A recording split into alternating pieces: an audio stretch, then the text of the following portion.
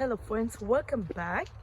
This morning I am at Home Depot, come checking to see if they have any hydrangeas, because I was looking at one of the YouTuber.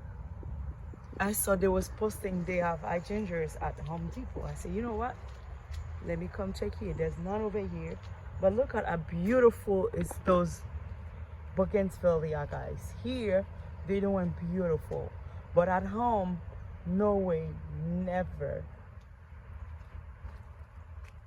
It's like, oh wow. And they're not even that much expensive.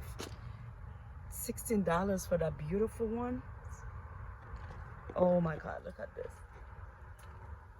Come on. And this one is $46, and she's on like 3 gallon, no, 2 gallon. Beautiful. They so cute.